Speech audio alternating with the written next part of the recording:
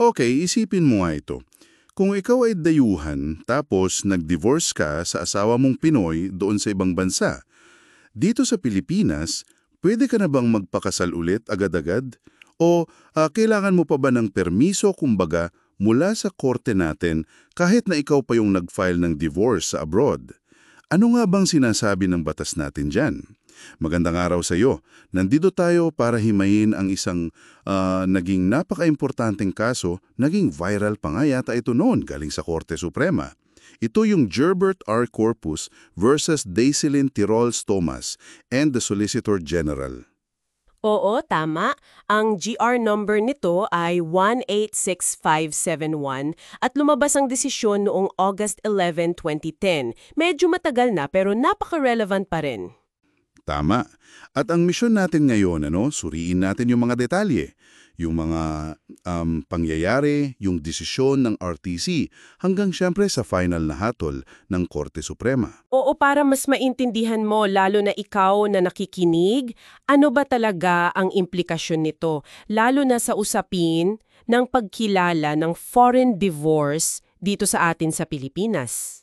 Okay, sige. Umpisaan na natin to. So, itong si Gerbert Corpus, dati siyang Pilipino, pero naging Canadian citizen siya noong 2000. Tapos ikinasal siya kay Daiselin Santo Tomas, isang Pilipina. Sa Pasig sila kinasal, January 25 yon. Pagkatapos noon, umalis si Gerbert, bumalik siya ng Canada, pero pag uwi niya rito sa Pilipinas, ayun, nadiskubre niya na si Daiselin, meron na palang ibang karelasyon. Yun palang nangyari. So dahil doon, si Gerbert, nag-file siya ng divorce doon sa Canada. At nag-grant naman yung divorce niya December 2025, tapos naging effective January 2026. Okay, so divorced na siya under Canadian law. Ang gusto niya sana, magpakasal ulit dito sa Pilipinas. May bago na siyang fiancé na Filipina noon.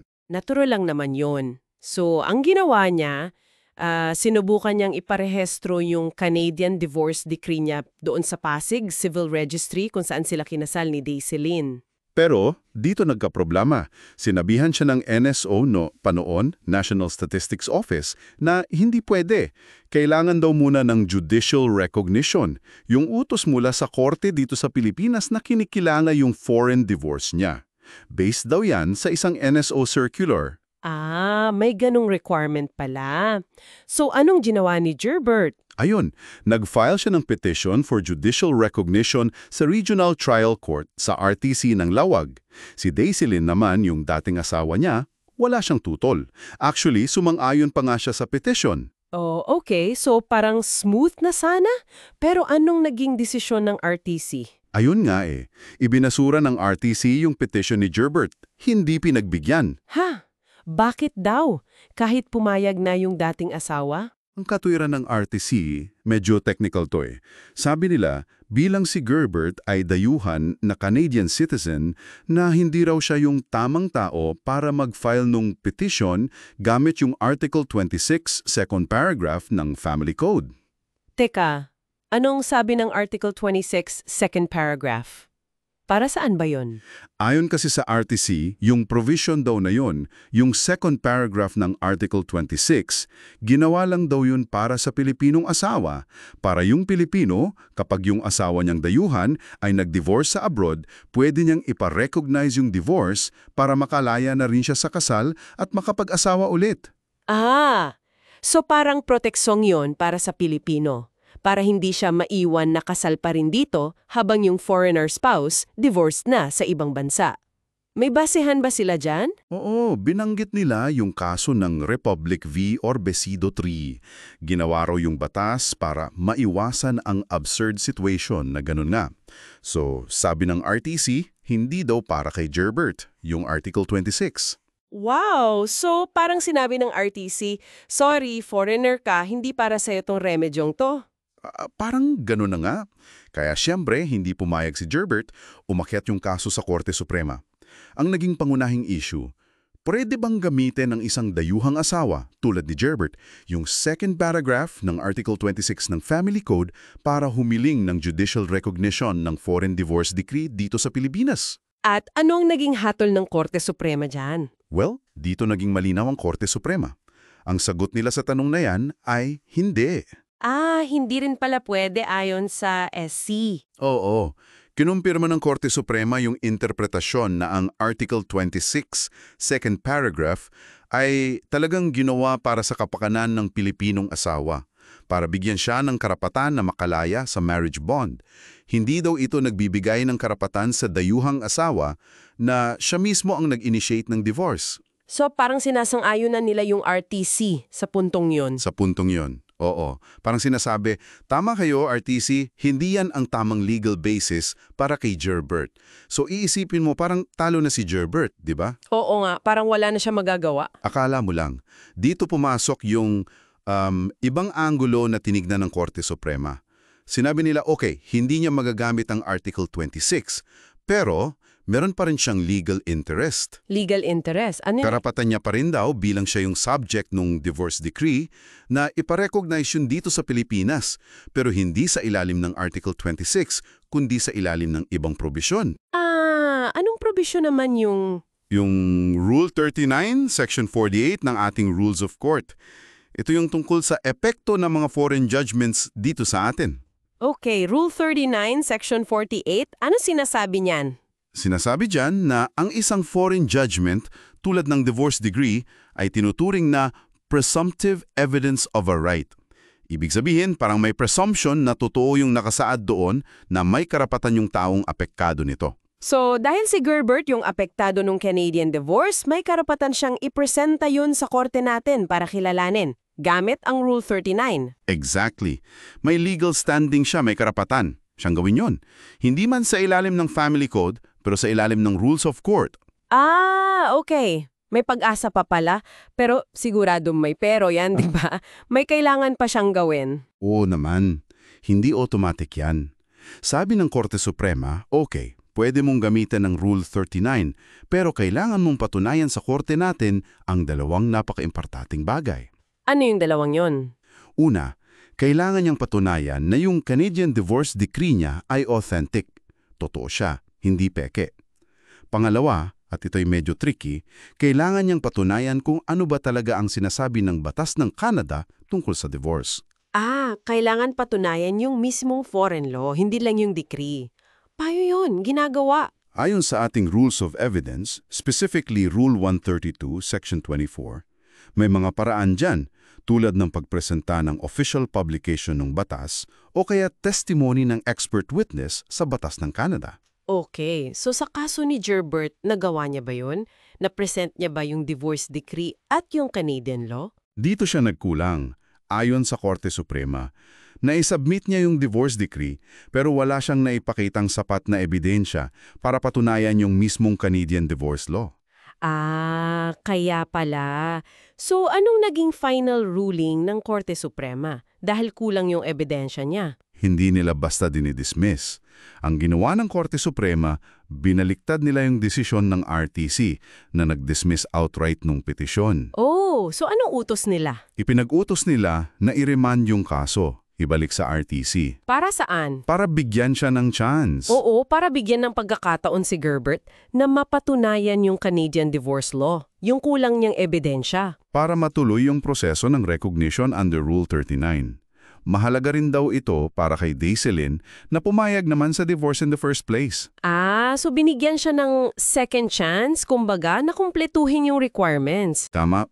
At may isa pang mahalagang punto na binanggit ang Korte Suprema, yung tungkol sa ginawa ng Pasig Civil Registry.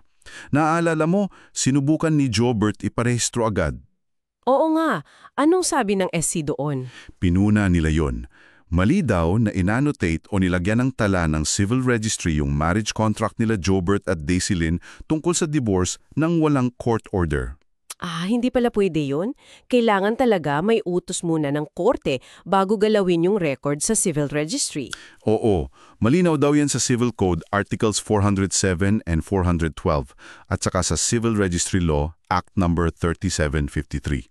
Kailangan muna ng judicial order bago maitala ang anumang pagbabago sa civil status, lalo na kung foreign judgment tulad ng divorce. So, yung ginawang pag-annotate ng Pasig Civil Registry noon, anong status nun? Sabi ng Korte Suprema, void. Walang bisa yung ginawa nilang pagtatala kasi walang basehan na court order. Napaka-importante niyan kasi maraming nag-aakala na pag may foreign divorce decree ka na, pwede mo nang dalhin agad sa civil registry, hindi pala. Hindi talaga. Kailangan muna ng judicial recognition at nilinaw pa nila yung mismong proseso ng pagpapakancel o pagpapakorek ng entry sa civil registry, partikular yung marriage entry, ay hiwalay pa na proseso. Hiwalay pa sa recognition. Anong rule naman yon? Yon ay sa ilalim ng Rule 108 ng Rules of Court. Yung para sa cancellation or correction of entries in the civil registry. Pero, sabi rin nila, pwede namang isabay. Pwedeng sa iisang petisyon mo na hingin yung judicial recognition under Rule 39 at yung cancellation ng marriage entry under Rule 108. Mas practical. Okay, malinaw yan. So parang two-step process siya na pwedeng pagsabayin sa isang kaso. Recognition muna, tapos cancellation. Ama. So, para isummarize natin para sa mga nakikinig, ano ba yung mga pinaka-importanting aral o takeaways mula sa kasong Corpus versus Santo Tomas? Siguro pwede nating isa-isahin. Una, Sige. Unang-una, yung Article 26, second paragraph ng Family Code, malinaw na ito ay para lamang talaga sa Pilipinong asawa. Hindi ito magagamit ng dayuhang asawa para iparecognize yung divorce na siya mismo ang kumuha. okay, malinaw yan. Pangalawa, Pangalawa, yung dayuhang asawa tulad ni Gerbert ay meron pa ring legal interest na iparecognize yung foreign divorce niya dito. Ang gagamitin niyang basihan ay Rule 39, Section 48 ng Rules of Court, hindi Article 26. gets. May ibang daan. Pangatlo, Hindi sapat na ipresenta lang yung foreign divorce decree. Kailangan talagang patunayan sa Korte ng Pilipinas gamit ang ating rules of evidence, hindi lang yung authenticity ng decree, kundi pati yung mismong foreign law on divorce. okay, dalawang bagay ang kailangang patunayan. At pang-apat, Pang-apat, yung proseso sa civil registry. Striktong kailangan muna ng judicial recognition o desisyon ng korte bago maitala o ma-annotate ang foreign divorce sa mga records natin. At yung pagpapakancel mismo ng marriage entry, hiwalay yun na proseso under Rule 108. Pero pwedeng isabay sa recognition case. napakalinaw ng mga puntong yan. Salamat sa paglilinaw. Oo. Pero alam mo, this case raises an important question, ano? Kung ang Article 26 ay pangunahin para sa proteksyon ng Pilipino, paano natin masisiguro na yung proseso para sa dayuhan tulad ni Gerbert na legal namang divorced na sa kanilang bansa magiging patas at streamlined din? Lalo na kung gusto lang naman nilang ayusin yung records nila dito at magsimula ulit ng walang legal na sabit. Magandang tanong yan. Ano kayang pwedeng gawin para dyan? At para sa iyo na nakikinig, ano ang iyong saloobin o baka may tanong ka pa tungkol dito sa kaso ng Corpus vs. Tomas? Gusto naming marinig mula sa iyo. Mag-iwan ka lang ng komento sa ibaba. Oo, at kung nakatulong sa iyo itong paghimay natin, pakiclick naman yung favorite button. At syempre, para hindi ka mahuli sa mga susunod pa nating pagtatalakay ng mga importanteng kaso at usaping legal, huwag na huwag mong kalimutang mag-subscribe. Hanggang sa muli.